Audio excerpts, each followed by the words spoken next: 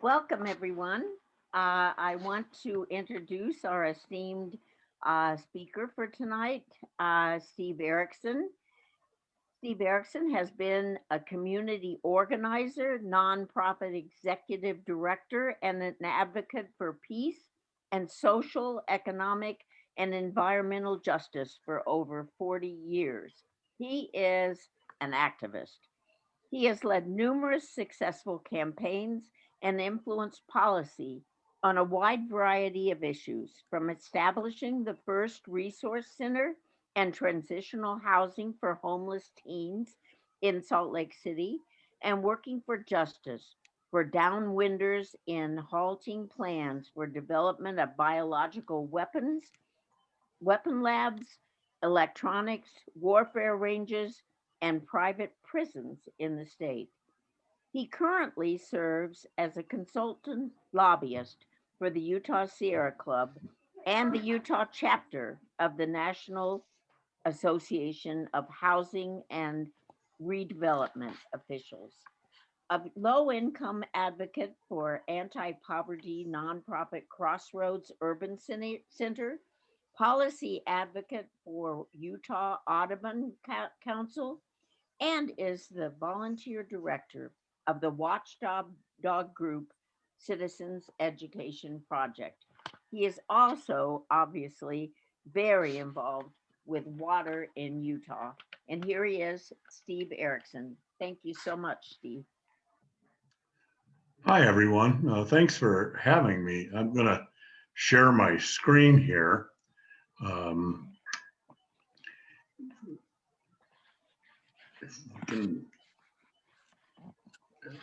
there we go. That way you don't have to look at me. Hopefully you can hear me okay. I want to give a big shout out to the League of Women Voters, Salt Lake and Utah, both, for all their help in our victory over the Southern Nevada Water Authority's Groundwater Development Project, the Las Vegas water grab that began in 1989, and we fought since 2004 or 5, and that the League of Women Voters was a protestant and participant in that fight all the way down the line. And just this last May, a year ago, May, in the middle of the worst part of the scary pandemic we're still living through, the Southern Nevada Water Authority threw in the towel and called it a technical knockout. We won, and they're done with that project. And so we should take a moment to pat ourselves on the back. And so thank you, League of Women Voters, for all your help in that regard. So I want to run through a little bit of the nostalgia of that win and put the Cedar City fight into the context of the broader West Desert water grabs that are going on as we speak. And so just to kind of kick this off, I'll put it in a little geography here. So this is the Great Basin, as you all know. So Steve, it's not sharing. You're not sharing. So if you could double check on that. Oh, really? Oh yeah. Gosh, let's see here. Just step through the process of share your screen. There we go. It's up now. Yeah, it's your main screen on your computer right now. Is that it? That's it. Oh, okay. Sorry about that. Yeah. I'm not real good at this technical stuff. Anyway, so here's the map of the Great Basin. You can say you can kind of generally orient. And Snake Valley is this little piece right here. Anyway, this is the area that would have been affected by the SNWA Groundwater Development Project. Here's the Baker, Nevada which is the epicenter of it all. Snake Valley here, Juab County, Tooele County, Millard County, Beaver County, and Iron County. Why that is important is the Beaver County, Iron County nexus is where this fight is going to go on next. This is Spring Valley, which was the prize valley in the entire Southern Nevada Water Authority effort to bring groundwater to Las Vegas. Let's see, move on to the next one here, and this is just to give you a little sense of what the area looks like. We've got lots of slides of the photographs of all this, but I spared you all that for this presentation. Hopefully most of you know where all of this is and have seen it and how beautiful it is and why it's really worth preserving. This development project from Las Vegas would have eaten up this, whoops, excuse me. Let's do that again. Gotta be more careful with my cursor. It would have run this pipeline all the way up this direction to the area around Baker, Nevada, and into Spring Valley. This would have done a little spur over here into Cave Valley, and this is Delamar. And these valleys in rural Nevada would have been decimated by this project. The pipeline was nearly 300 miles long, and there would have been spurs all around the area. We estimated it would have cost somewhere around $15 billion. So keep that map in mind as we go forward. Yeah, here we go. Some of the details about the project, which is now on permanent hiatus. You can read it. I won't go through it word by word, but the dropping of the water tables would have been devastating. No land subsidence. I mean, I don't know what would have happened with the infrastructure. You'd have seen roads fail, water lines fail. The $15 billion cost of it all,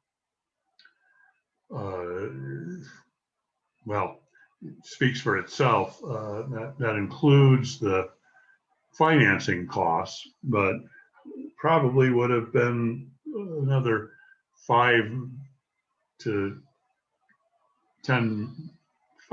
billion more in terms of the delays that would have resulted from all the legal fights that would have gone forward had they not wisely decided they needed to change their way of thinking.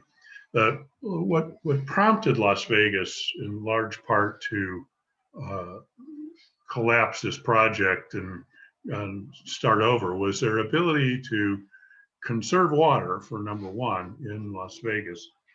They've actually done a better job than most people give them credit for. All of the fountain water that everybody notices in Las Vegas is recycled. All of the indoor water in Las Vegas, residential, commercial, industrial, all is recycled. It goes through treatment and then is returned to Lake Mead and as return flow credits in the Colorado River calculations. So they've really done what Utahns have not done, and that is make a concerted effort to reuse water and to conserve water. They've done buy and dry on turf in Las Vegas for a number of years now. So they pay people to tear out their green Kentucky bluegrass lawns. And just Monday, and during the discussions at the Natural Resources Committee of the Nevada Assembly, which is now in session, there was a substitute bill pushed forward that would basically allow Southern Nevada Water Authority to stop watering all of the publicly owned property in the city or that has turf on it. So they would eliminate all of the grass in publicly owned parking strips, for instance,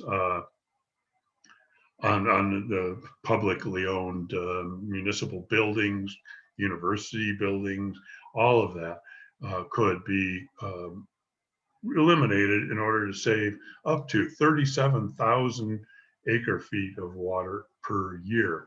So Las Vegas has really decided that they needed to do these conservation measures because of the drought on the Colorado River, and to also adjust for what's coming, which is the drought contingency plan will kick into action and cost Nevada some 40,000 acre feet of water right off the bat. And it's going to hurt Arizona more critically. But perhaps the bigger reason why they were able to do this end of the water grab was to because of the investment they made in the third straw in Lake Mead. So they built a $1 billion plus well, deeper down, not well, but pumping station, deeper down within the waters of Lake Mead, so that Mead can now go lower than where the two upper straws are, the two upper diversion pumps are. And that gives them confidence that they should be able to continue to pump water for culinary purposes for a while now. But we're fast approaching the levels where the Hoover Dam won't be able to produce power. So they're having to start taking more draconian measures in Las Vegas in order to make sure that they have water going forward, unlike Utah, which is continuing to assume we're going to be able to get by on what we've got. The environmental impacts of the Las Vegas project would have just been devastating. All these 305 springs, 112 miles of streams, 800,000 acres of wetlands. All of these impacts would have just been devastating to an area the size of Vermont. And it would have, of course, affected the people too, and the history and the cultural sites of importance to Native American communities in the Great Basin. So this was a huge win, and once again, took everybody fighting against it, or that would have likely been approved had we not all gotten involved. So these were what they needed to be able to show, which was that they could get the water rights, which they never were able to do.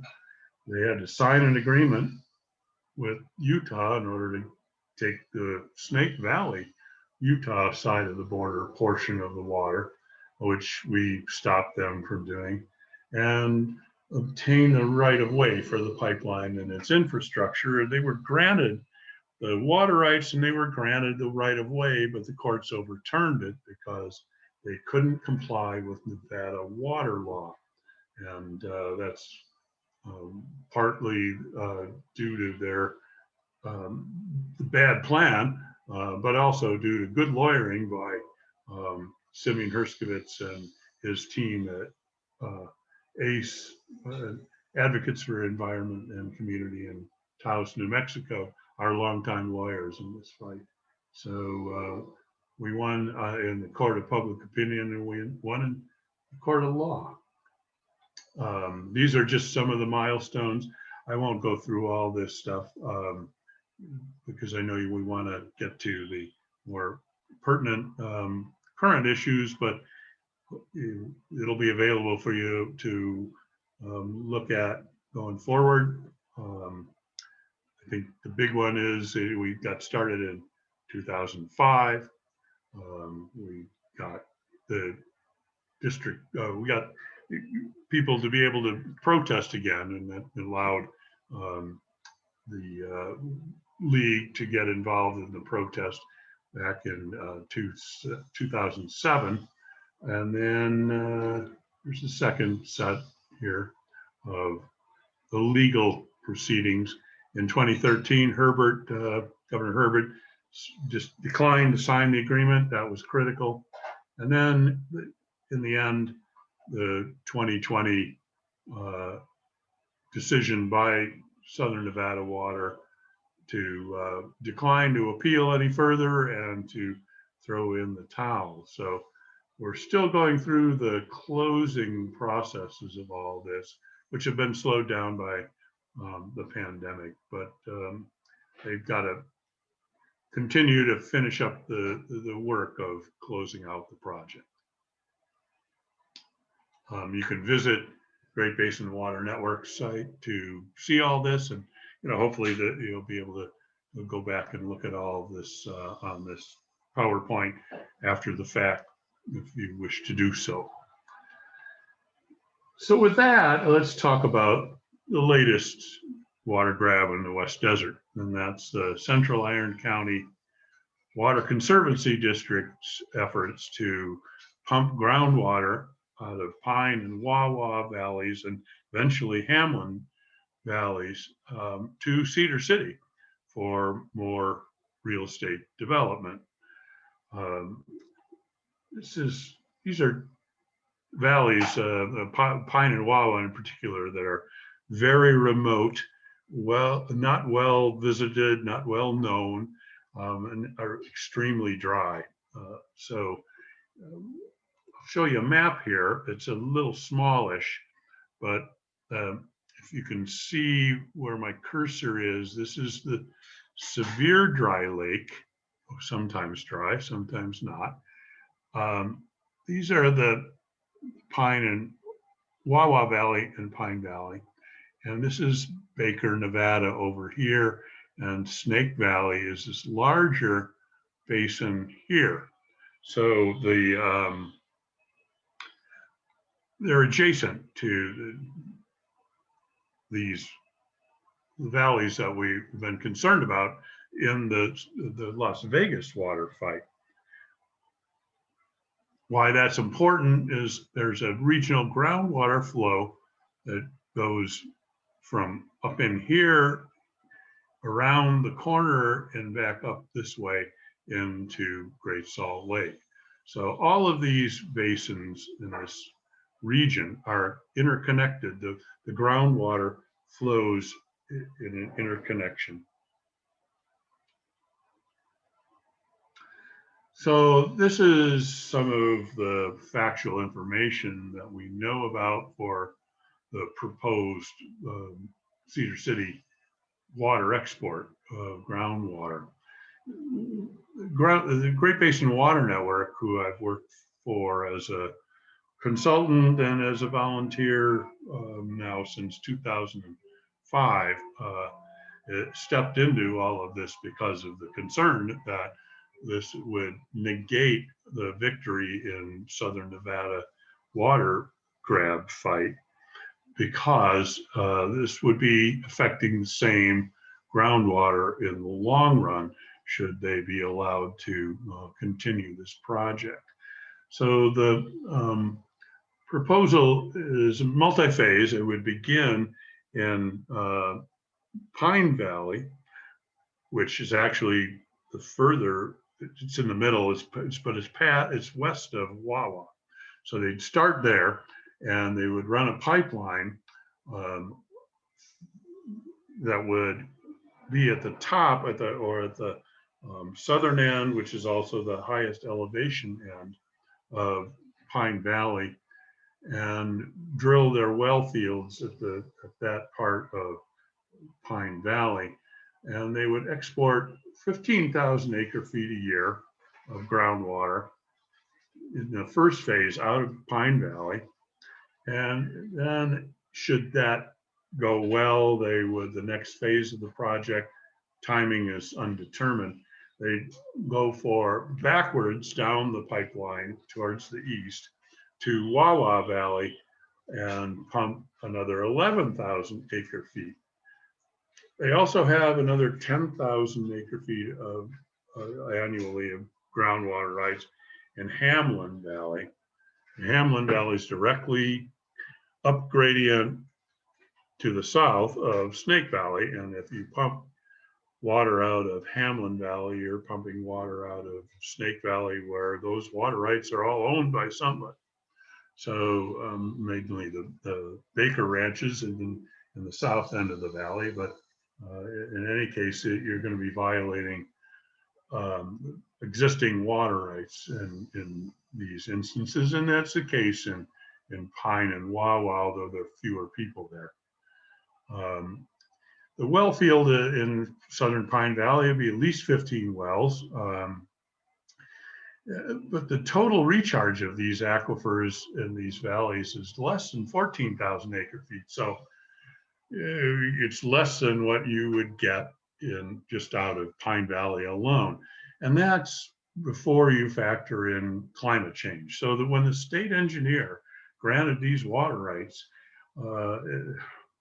have to wonder what he was thinking. This was Kent Jones, and why the process didn't work in this case.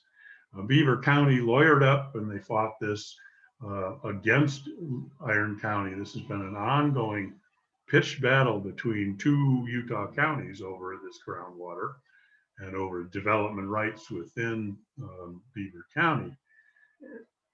But in any case, the water rights are granted. Now we're going to have to claw back that decision or deal with it on the basis of the environmental process, the NEPA process of what this will do.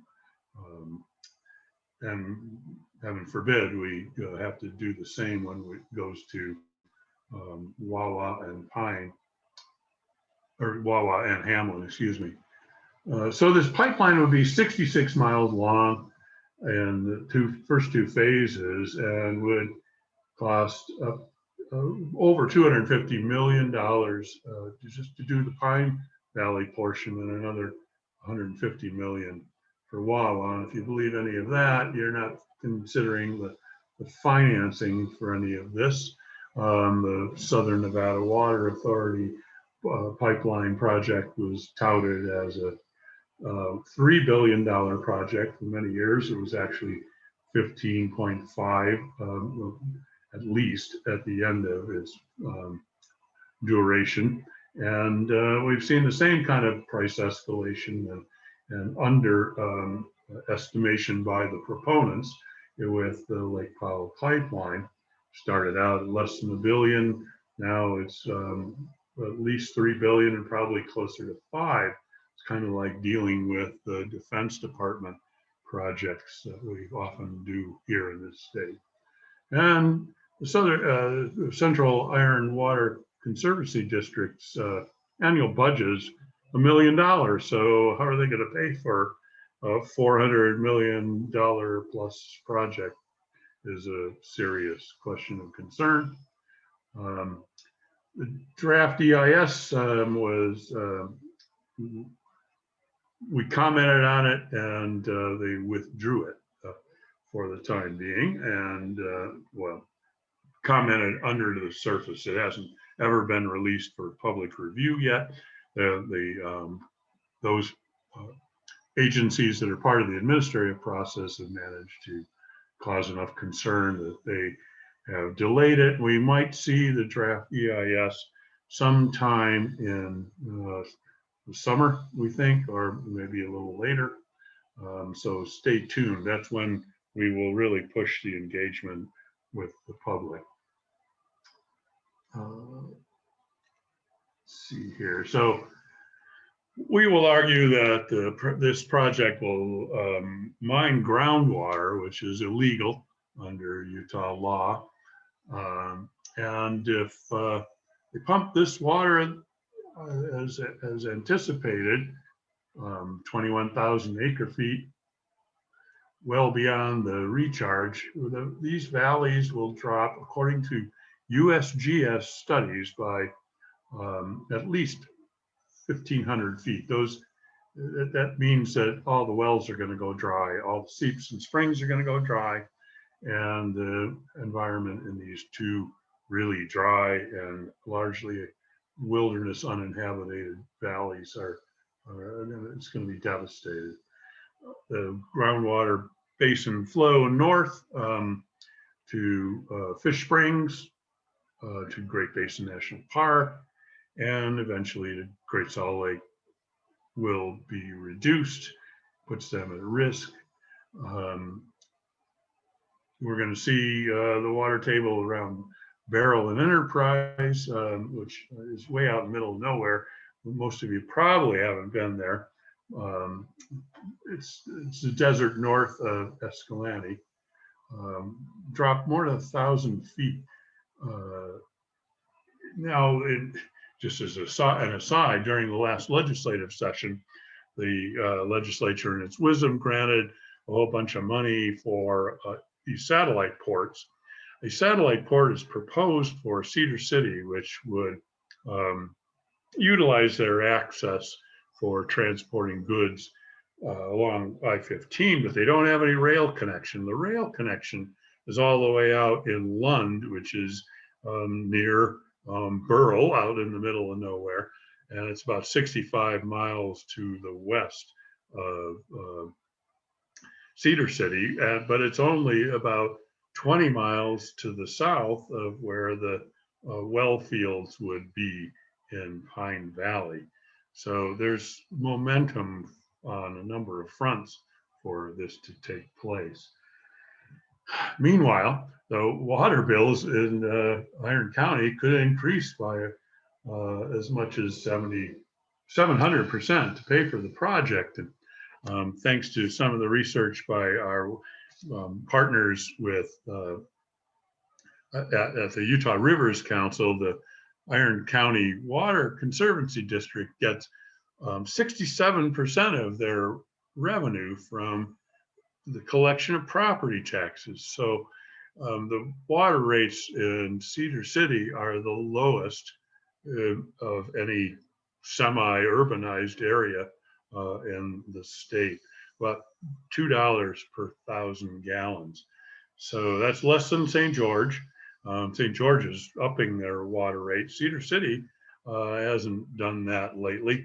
And so we're not real happy to see them grabbing other people's water in other counties that oppose it when they're not willing to conserve themselves. And then let's see here. Oops,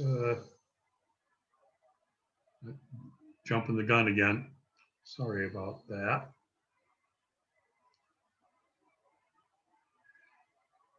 Okay, so that's the issue there with Cedar City in a kind of a quick overview. And at this point, I'd just kind of like to open it up for some question. I've been talking too much.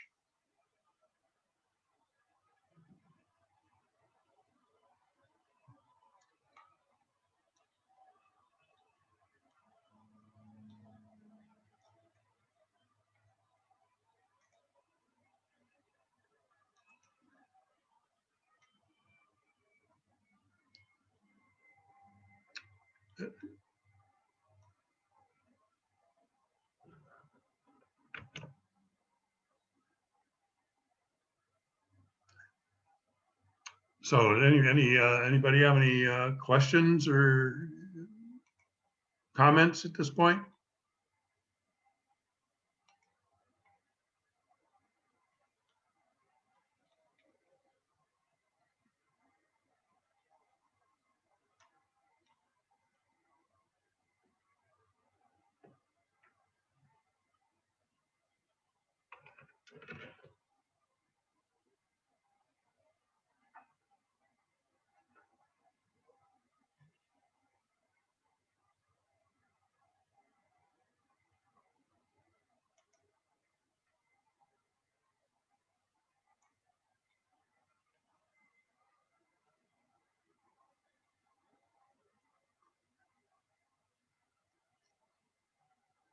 Not sure if I'm not hearing anyone at this juncture.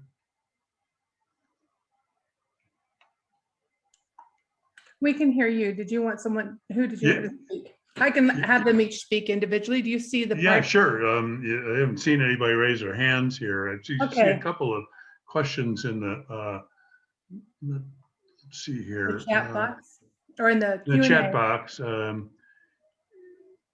Blue Castle project, Kathy Beely asks about on the Green River. That appears to be dead at this time. It's I think what we're going to see is some other maneuverings on the Green River, and it won't involve the Blue Castle project, as far as we've heard lately. Yeah, previously owned water rights can't just be justified to the project. They would have to deal with those the senior water rights holders. Cedar City would certainly be a junior water rights holder. So for these new applications, should they be acted upon, and I think we're going to see this thing go into court at the very least when the individual water rights are impaired. We don't understand why the state engineer would have not taken that into consideration in the first place.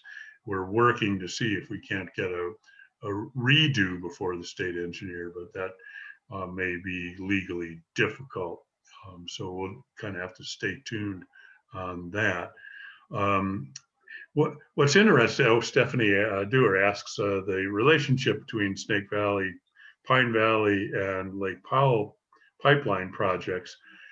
Well, I think it has to do with Utah's lack of wanting to come to grips with the fact that we're dealing with climate change, that we live in a desert state, we still want to develop willy-nilly, and without considering land use, without considering population carrying capacity and sustainability. That's somewhat of a political opinion. The Lake Powell pipeline is not directly connected to the other water grabs in Utah, but it sure is in Nevada, because Nevada gets all their water, 400,000 acre feet a year, with the return flow credits from the Colorado River. And if we take water out of the Colorado River, then we're going to reduce the amount of water that could go to Lake Mead and Las Vegas. So it's all of these are connected also in the sense that we have put the stop on all three of these projects with the NEPA process so far. They're all going back to the drawing board, either with new reviews of their current previous work, or supplemental environmental impact statements. So what I guess that indicates is that citizens advocacy and efforts do work on the NEPA process. So were there other questions or comments? Yeah, there's more questions. Oh boy, they're coming in a hurry, aren't they? Yeah, I'm going to allow Jan Streifel to talk. She has her hand up. Sure. Jan, if you'll make sure you get off mute, I've allowed you to speak now. Well, I wrote a question in the question thing, but my real issue is conservation, water conservation measures, and how we can encourage communities, states, or require. How do we move into the future to make sure that water conservation is a major part of our water? Did you hear that, Steve? Yes. Well, in the end, it's going to have to happen through political pressure from folks like League of Women Voters. It's going to have to take the shape of more expensive water. People can't just continue to use cheap water. We have to probably make the water cost what it really costs to deliver. and that means getting rid of the property tax subsidies for these water districts that sell water. We've got to develop a new ethic, really, in essence, of conservation. But we've also got to recognize that 80% of the water in the state of Utah and in our neighbors in the West generally is going to agricultural use. And is this the best place to grow agricultural products? And is the current practice in our agriculture the best practice? Or should we be being more careful about how we use our water for agriculture? So that's an ongoing conversation and a struggle. There's more pressure on those agricultural operations that are adjacent to urban areas. Those that are more remote, like in Pine Valley and Wawa Valley and Snake Valley, the pressure there is that the urban areas are going to take their water. And we're seeing privatization of water pressures happening all over the West now, with Wall Street hedge fund operations trying to move in and commoditize water, sell it to the highest and best bid that they can get. So it's a time of real danger for water in the West, and we need to be cognizant of this and take what steps we can as citizens, but as on an individual basis on our water use. But really, this is a systemic problem that is severe and worsening as we speak, as climate change ain't going away, it's only getting worse. Steve, there's a question in the Q&A from Tina. Can you see that? I see a couple from Tina, about 100,000 acre feet of water, 10,000 acre feet. Well, an acre foot is one football field, roughly one full acre of football field, one full acre covered by a foot of water. And that amount should be able to suffice for a family of, or two families in most states, of four in how they use their water, both in their house and on their property. So 10,000 acre feet of water ought to serve 40,000 homes or 40,000 people. And if you calculate it into homes, it could be as much as twice or three times that. So depending upon your population size. So it's a significant amount of water. We use, I don't know, Stephanie could probably speak to how much we use in Salt Lake City, but 10,000 acre feet is a considerable amount. To put it in perspective, Southern Nevada Water wanted to take 50,000 acre feet out of Snake Valley. The total project was started out at about 140,000 acre feet and wound up a little less. So I hope that gives you some idea. I can't calculate that in my non-math brain into gallons, but we could do that if we had time. Okay, so Stephanie wanted to speak. Stephanie, I'm going to allow you to speak if you want to. Go ahead. Once you unmute yourself, there you go. Hi, thanks. No, actually, I was just wondering if generally I didn't know the process here in terms of the ability to dialogue more. Steve, hi, Steve. It's been a while. I'm sorry, you didn't catch that last part, Stephanie? I said hi. Oh, hi. Well, hi. Hi. Hey, so I have a question. A couple of questions. One is you were talking about Southern Nevada Water, and I'm always kind of interested because though initially their turf trade out program was hailed as a success. If you read the actual stats, they didn't save as much as they thought. They've actually had to add language into homeowner contracts so that because they were, as people sold homes, landscapes were reconverting. But anyway, you mentioned that all their water, they're using a lot of reuse. Do you know if they're reusing you mentioned the fountains and stuff. What about, do you know about cooling towers? Because it's my understanding that's their highest volume of water use in Vegas, actually.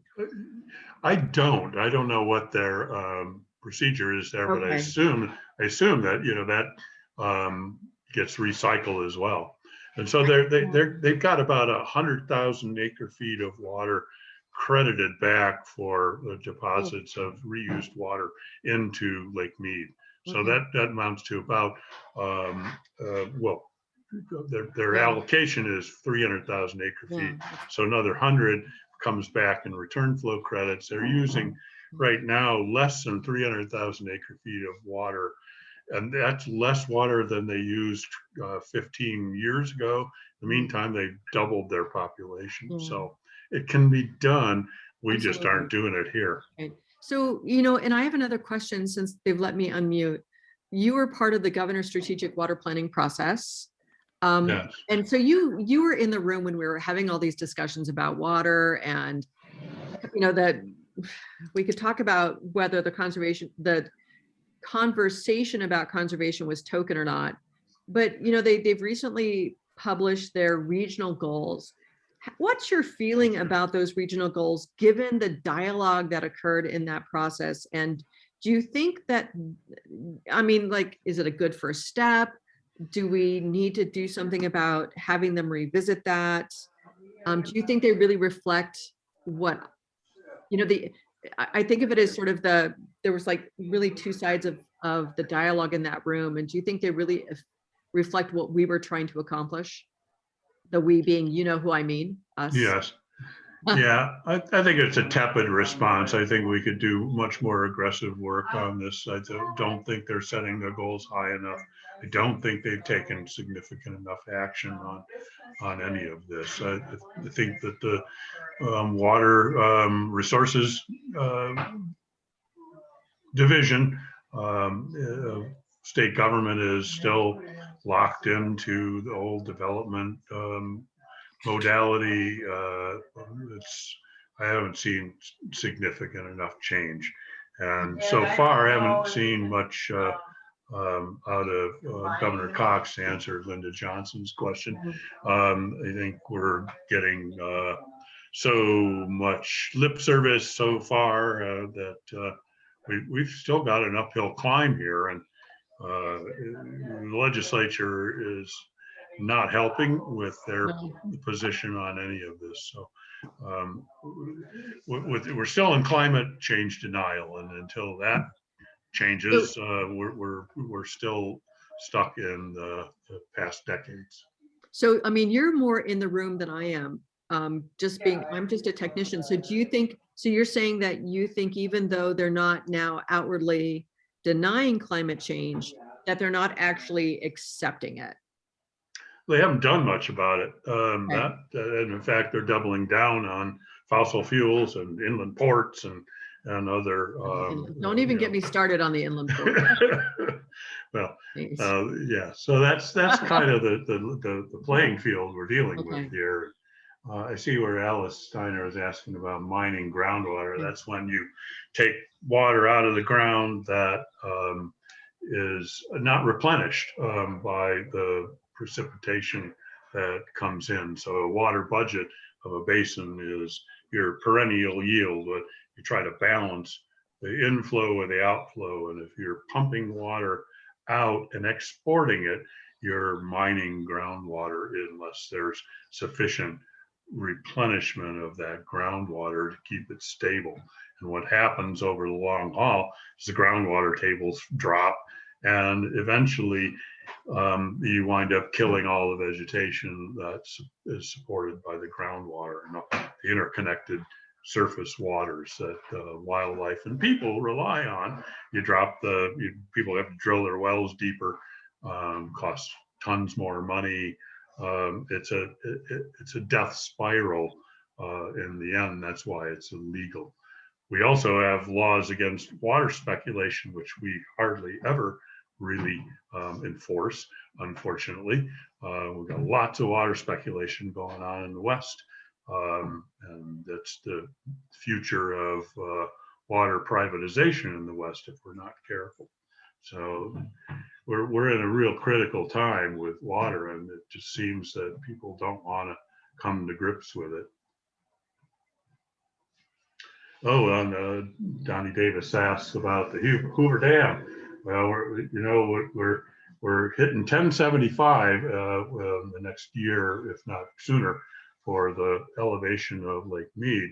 And if it gets to 1054, then there's no longer any ability to produce power out of there. So we're within, well, basically within 20 feet of that level. And Lake Powell is not very far off on that either. So power production from those two reservoirs is, well, it's huge. It runs 7 million homes or so just from Powell alone. You've got all the power in Las Vegas is like Hoover Dam power, or Vegas wouldn't exist. And if, so we're coming to some real crises here, and it looks like we're facing another really tough runoff season for our reservoirs in Utah, and that's true across the upper basin, especially in New Mexico and Arizona. But so we're still in denial land, unfortunately, when it comes to all of this and to the developments we still want to do. While Las Vegas is conserving water, they aren't conserving land. They're going to the Congress with another huge land proposal, a new land bill sponsored by the Democrats, Senator Cortez Masto, and that would increase the land footage, the land footprint rather, of Las Vegas by 2 times. It would double the size of Las Vegas.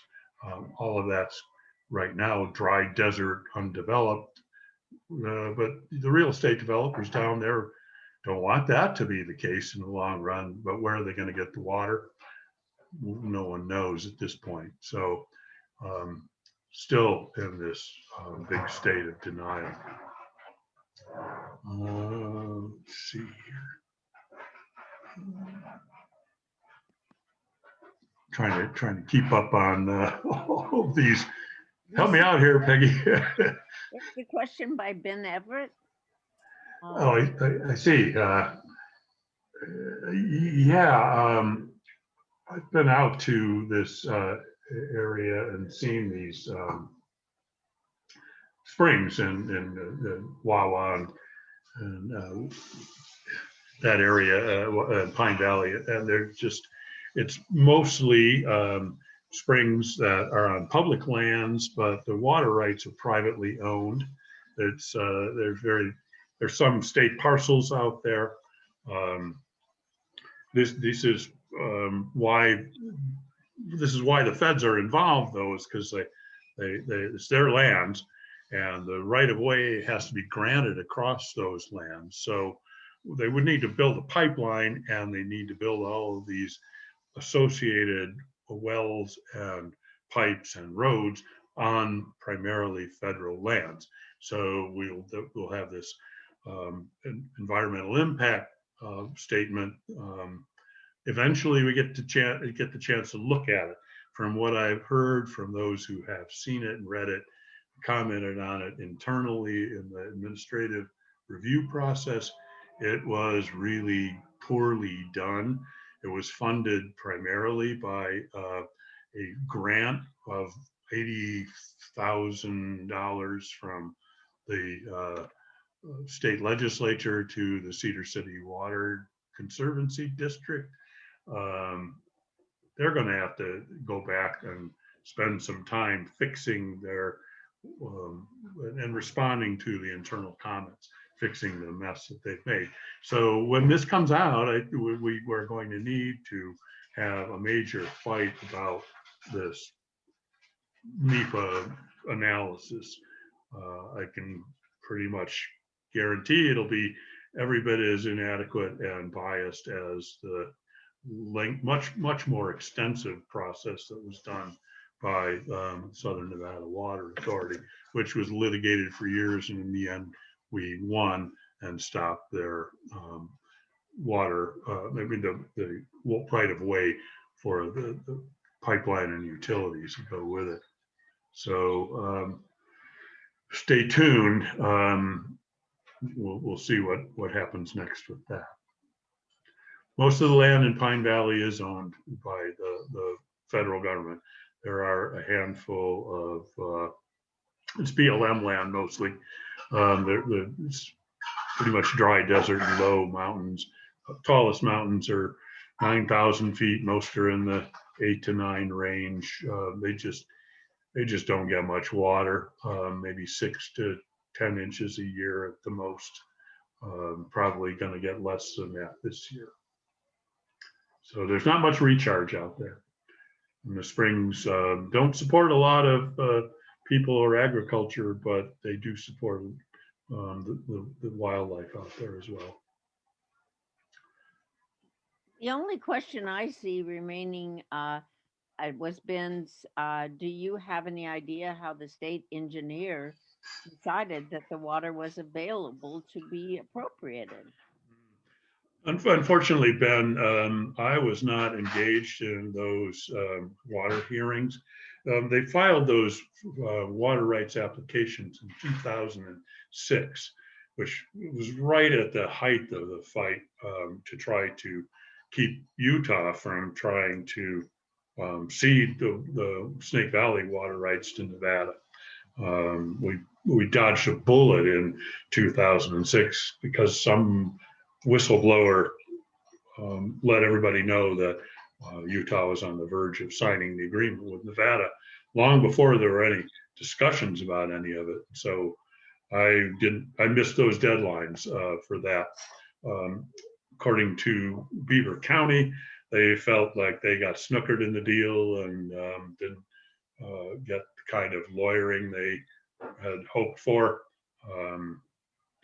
Beaver County now wants to go back to court with the state engineer if possible, or at least force the state engineer to reconsider, given climate change and new information from the USGS, which that's the stuff I was talking about earlier. So we'll see if the state engineer will be willing to do that. In the meantime, Beaver County proposed legislation that we helped draft and support from Great Basin Water Network in the last session of the legislature to restrict the ability of Iron County to go develop infrastructure for the project in Beaver County without Beaver County's permission. That never got heard, but we're hoping that we can have those discussions during interim around the time we'll see the new draft EIS. So stay tuned, more to come. And the last question, I see Helen Moser, Summit County has long imposed a robust rate structure on its residents in terms of water usage. What can be done to educate other county officials, residents of the merit of this approach in order to encourage conservation? That's a difficult question, but a really important one. You know, county commissioners and city councils and mayors don't like to raise fees or taxes, and that's understandably true politically, but it's crucial that we see that the water rates rise to the level of the water crisis. Otherwise, people just don't take conservation seriously. If it doesn't hit them in the pocketbook, the elasticity of demand applies to water just like it does to gasoline for your automobile. You drive less when gas prices are high. You'll water less when water prices are higher. And it's a matter of political will and public engagement and involvement. But where the effort needs to be is on the rates as they apply to outdoor use. So you set a ceiling, what you can charge for internal use within the home, because you don't want to hurt low-income households and seniors, and but you do want to charge those who use excessively outdoors. In the meantime, we've got to also grapple with the larger agricultural use problems. But for starters, getting rid of the property tax supports would show people the real cost of their water. And that's also would be a progressive policy, because renters don't pay much property tax as opposed to large homeowners with large landscapes. Ben has his hand up. I'm going to allow Ben to speak. Ben, do you want to unmute yourself?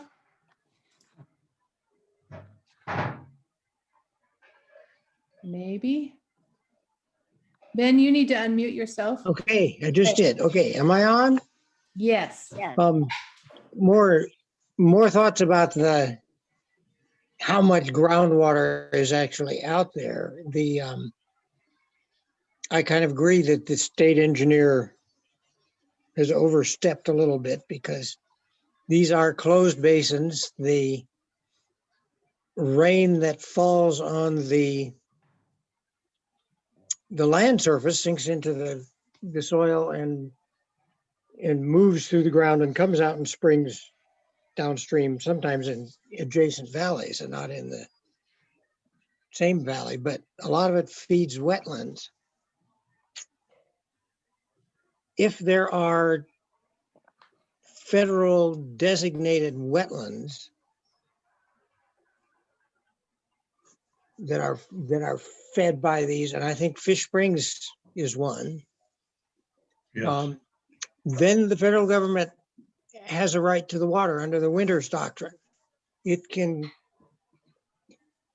shoulder its way in and say, look, this is our water because it was granted to us, or it belongs to the land on which the wetlands are. And if the wetlands dry up, the land is worthless. And the wildlife, the migratory bird flyway is interrupted. And this is a really big deal. And so I'm wondering how if you've got plans to pursue that avenue.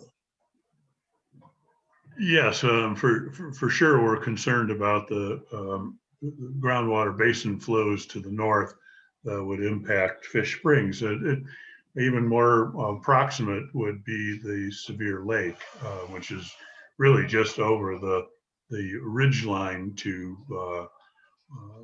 from Wawa Valley in Yep. particular. And there's that little lake out there in Baker Valley that's got a nice little wetland on it. Yes, Pruis Lake, and Yeah. that's important for the agriculture in the area, and then also for the wildlife uses. That there is an interbasin connection to Snake Valley from Pine Valley, and Pine to Wawa, and Hamlin Valley to the north. So these are all interconnected basins, and you're right, the federal government does have a nexus of involvement, and we need to exploit that as we go forward with the draft EIS process. Yep. You need to talk to those guys. We indeed will be doing that, and are doing that. Yay, great. So Janine and Peggy, should I know we're getting close to the end here, but do folks want me to go through a quick rundown on that Cove Reservoir situation? Sure, that sounds good. Okay, well then I would need to screen share again here. You ready for me to do that? Yes. Yes. Ready, here we go.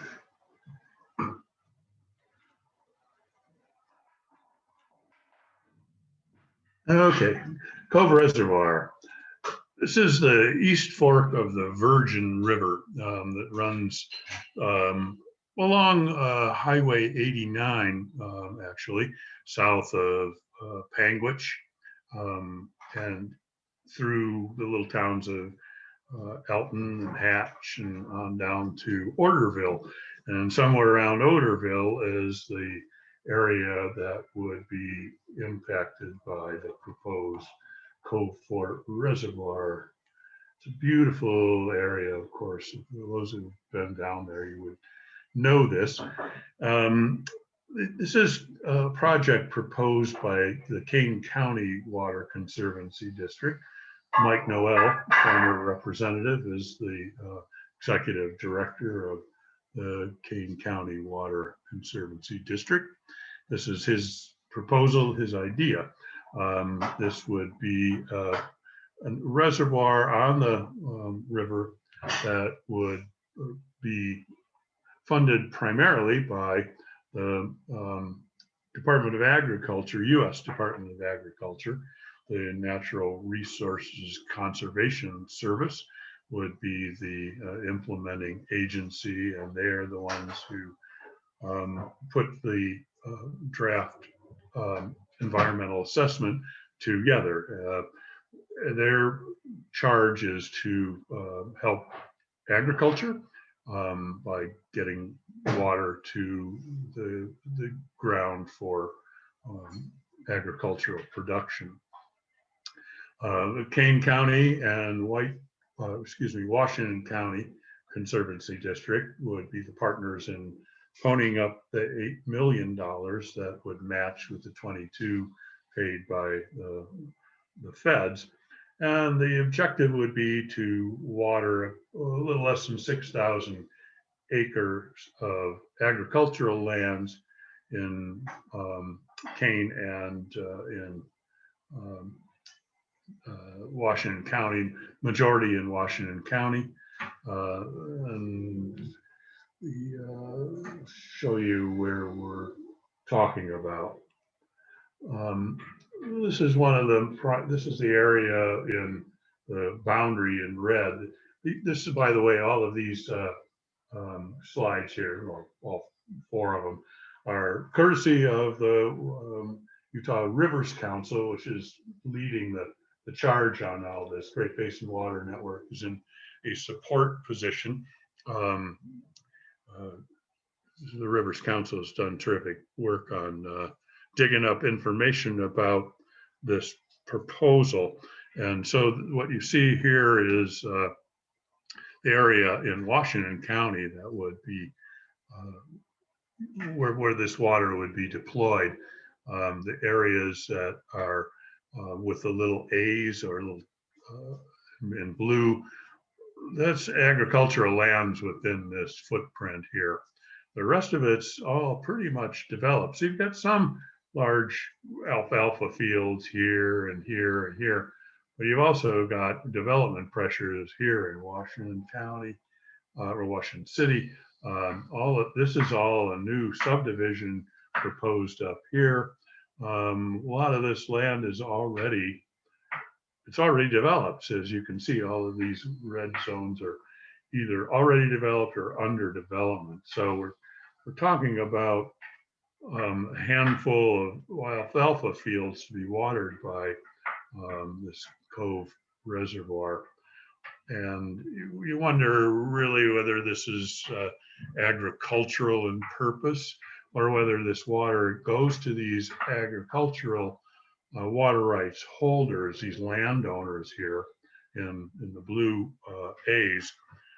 And then down the road, now they've got this new source of water, it's their water right. Do they sell it to these real estate developers? And that's what we think is going on here.